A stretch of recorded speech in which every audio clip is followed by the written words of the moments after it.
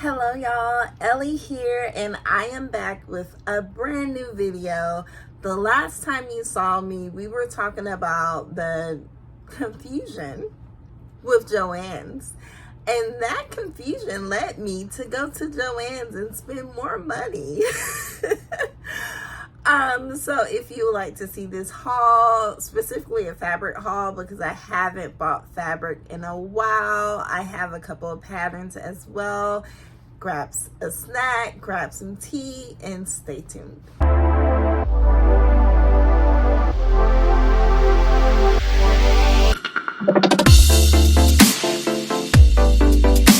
All right, you guys, so after discussing the confusion at Joann's and my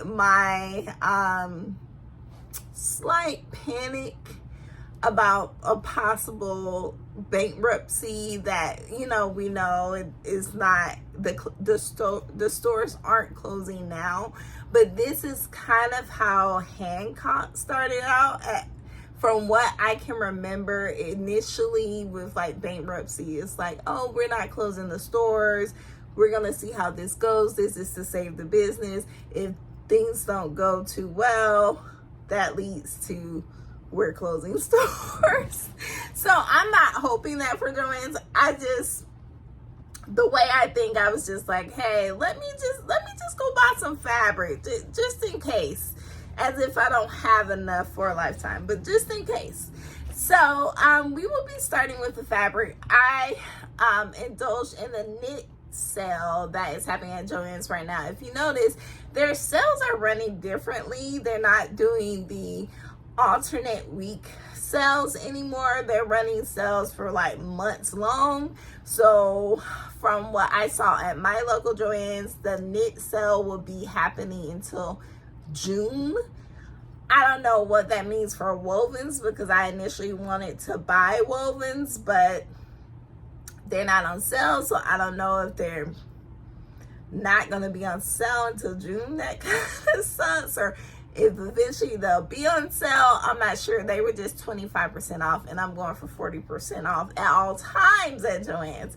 So let's hop into the fabrics. First, we have this pretty purple and white. It's pretty much a pure white. It's not cream. Pretty purple and white knit fabric. It is a ribbed fabric as well, if you can see that. And I got it because I love purple, as you guys know, and it's just beautiful. It's pretty. I don't sew with a lot of knits like I used to. If you go back to my sewing journey video, that's a good video to watch if you haven't watched it before and you're new to my channel. All I used to do was sew with knits. That was like literally my sewing experience was knits. I didn't have too much of woven fabrics, and I was intimidated by them because I didn't want to use zippers. I didn't want to use buttons. I felt like I needed fabric that stretched, so if I made mistakes, you wouldn't be able to see them. So I used to just sew with strictly knits, like 100% knits for the most part. And then when I learned how to, well, I won't say I learned, when I got more confident sewing with wovens, and then I actually tried to do buttonholes and zippers and stuff like that, I was just like, oh, it's easy. So then I forgot about knits. So the next knit we have, the first word I thought of, and if you use this website, you'll know exactly what I mean. The first word I thought of, which I have titled this fabric, is Canva. Does this not look like a Canva thumbnail background graphic design? Like, as soon as I was seeing this, I was just like, that's from Canva. Like, they always have graphic designs like that on their website. So I grabbed it. I got 3 yards of everything except for this one. This one was low, so I could only get 2 yards, I believe. Yeah, I believe it's just 2 yards even.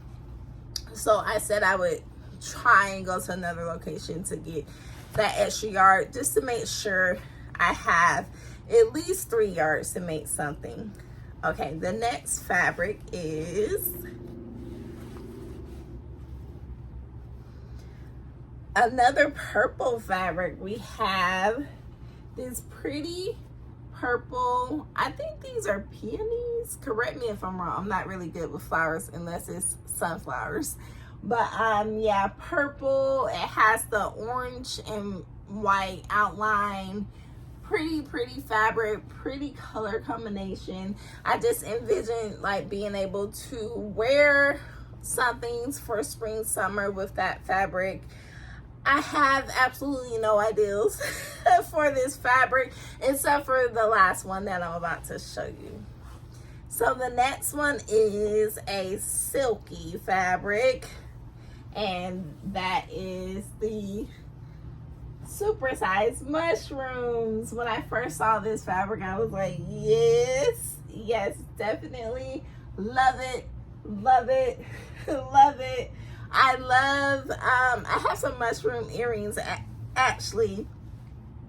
I don't know, it's just something about mushroom fashion for me that just gets me. So I love that fabric. I am thinking about using, let's see, I'll go get the pattern, 1 second. Okay, so for that particular mushroom fabric that I just showed you guys, I'm thinking about using Simplicity 9639. I've had this pattern since last year. It is a very pretty pattern. I would make VB that she is wearing. The only thing about this pattern is, as you can see, it's a ton of ruffles, and it would require me to have, where is it at? I just lost it. Yeah, it will require me to have about 6 inches. I mean, 6 inches, you guys. Oh my God, 6 yards of fabric. Right now I have 3. If they keep running the sale until June, I'll just eventually go back and get another 3 yards, so that way I can have the 6 yards and I can make this pretty dress, because I feel like this pattern with that fabric is just, let's see, it's so, the only thing about silky fabrics is they're just hard to keep together. Okay, this pattern with this fabric, I think would be so pretty. So yeah, and I have a wedding to go to. One of my best friends is getting married, and I'm excited because, like, ever since I got married 5 years ago, no one has had a wedding. So I just can't wait to make something for her wedding, eat all the food and drink all her alcohol. It will be great. So yeah. Okay, so next we're gonna go on to the patterns that I don't need, that I got anyway. This is when they were running the butter sale last week. So in true I'm a sewist that loves to get patterns that I really don't need to get fashion, I went over there and of course I found something, many things. So we have butter, no judgment though, no judgment for myself or anyone else. So we have Butterick 6934, and I will show you. I'm sorry, I just had to get out the envelope. 6934. It is a simple wrap skirt. I love it. Of course, I mean, it's obvious. I fell for the picture, right? Like, she's just gorgeous. She's gorgeous, and it's just like, of course, I gotta get it. It looks good on them. I feel like I love wrap skirts. They look good on me as well. I would probably style it like her in terms of like wearing heels with it, definitely, and some like really pretty off the shoulder top. Okay, next we have an older pattern. I was actually going through the drawers, y'all, because I have enough Butterick. I won't say Butterick is my favorite. McCall's is particularly my favorite, but I pay attention to what comes out, and I get, you know, I'll probably get 2 to 3 of the 2 to 3 out of the patterns they release every season, because not every pattern tickles my fancy with butter it. Some do, most don't. So I went through the drawers to like see if I can find older patterns that I've never seen before, and I found Butter It 5451. It is a very easy pattern. It is a very old pattern.